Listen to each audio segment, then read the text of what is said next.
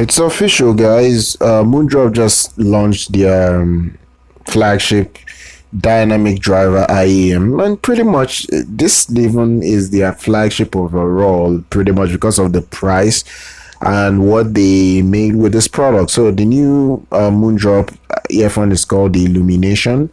It is a golden dynamic driver IEM with 11 millimeter dynamic driver, custom dynamic driver, a new driver that they claim that they worked on. This looks gorgeous. I'm not gonna lie, this is a very beautiful looking IEM.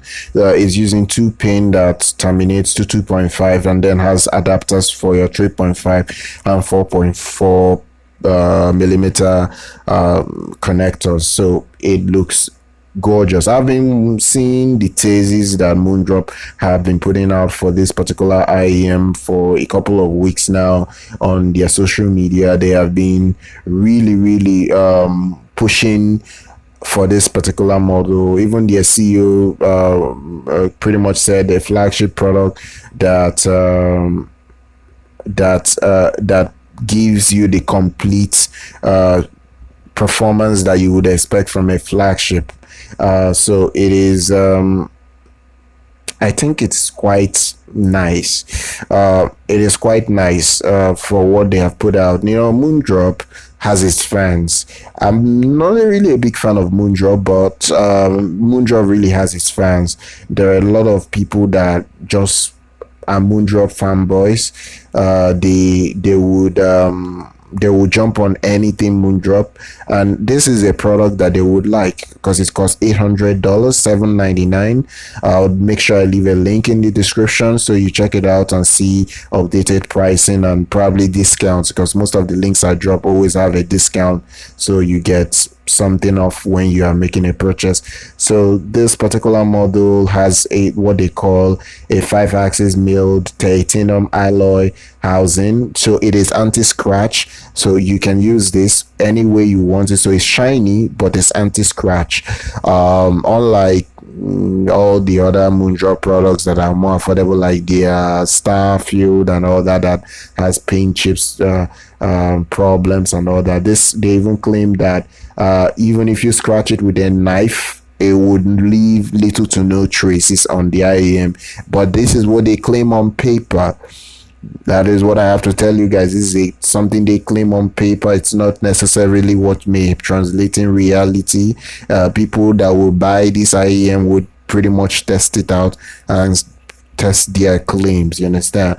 So don't maybe, you know, these are marketing strategy. I'm not saying that what they're saying is not true, but we shall see.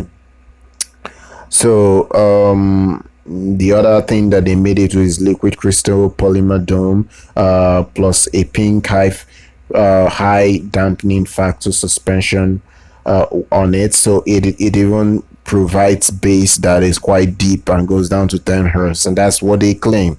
They claim this has a very authoritative bass, so a lot of people that will get this may expect authoritative bass from this model. Nobody would want to spend $800 and not get good dynamic performance overall, because people don't throw away money like that. If it's gonna be priced at $800, it has to be a flagship worth paying for, you understand?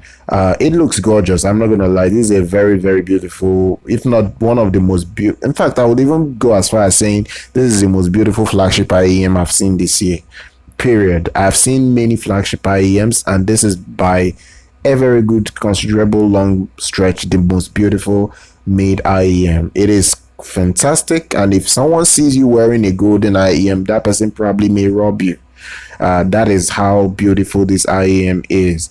It looks very nice. Now the problem here is the graph.